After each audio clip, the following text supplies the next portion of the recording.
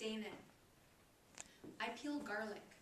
I hate peeing in the dark, like after our electrical fire, the brief life of the barefoot when I thought I was brave. I'll bear you flowers and vegetable broth. I use knuckles to eat slower in war. I'm trying to create a sincerity I can live with, which is not the obligation of the poem. Who trained you as anti-window? To look at me as though accused, as though I called you on it. To surround for now with a bereft arm or water. We throw eggs from my balcony. If the instinct is the poem, if the human aggregation, if we sleep on the balcony, if detritus made luminous collects, if underneath the tablecloth canopy, if soap in your scalp, if I count 47 train cars, if reacquainted with objects, if brown bread and brown rice for the summer, if operating through mood and loss, if we all fit in the bathtub, if an intricate pooling, if layered fractures of sense, if I lie on white carpets to speak on the phone, if the eggs reach the sea, if the threat. Half of war is water you bequeath to the houseboat. You leave chance to water, garlic bobs around my head. Leave me, and the squirm of my wake bends the pink-knuckled grass. Trust the fat of the mud, the beady eggs bubbling up against my thigh. Trust is black silk, the grass of the green worried night. Is that a real poem, or did you write it yourself? To inform is to give shape. Oh, not even the fragment stands alone.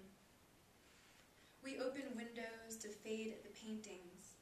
If mood-based logic, if an apron and nothing underneath, if the fold-out couch contorts, if our instincts are selfish, if the dry walk from the train, if I fall over, if I fall between rocks into the sea, if the astroturf slips off the balcony, if I don't know what to do with my sex parts, if we roll the tree stump into the elevator, if the threat is our instinct, if more pooling, if writing erased, if you could hear the parentheses fail to close. The moon disease. The moon cannot smell or flame or canteen. I cart my knuckles to market at midnight. Vowels come out of fire, like how in my watery house the cutting board reeks. Repetition in poetry is resistance. Don't eat eyelashes and wreck your appetite. Form is a plaything, an intruder, an active. 4 sandals that weigh the beach blanket to the sand and the sea wind that buoys any corner. I watch what flaps to shift the lid. I flock, finger, deform the lingering. The paycheck we glide on.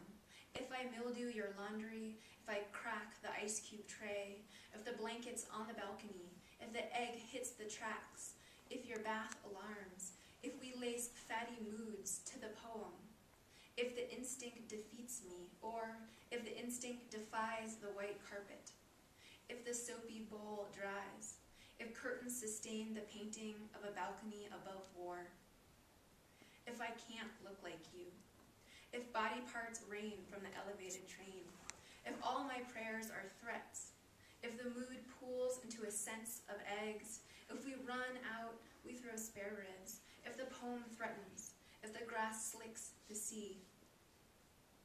Carry my knuckles in the black velvet sack of a poem because it bends. I'll bear 1 female flower and one male, and the poem wakes in the middle of the moon. Sincerity is a kite, quiet, of alinear sex parts. Accuse me of curdled pollen and garlic scents, of gripping a penny-filled sock, of the poem's obligation to move. Elastic, foaming, windy, away from the general. Seat yourself next to a stranger, and syntax shunts the messy desk of war. Thank you.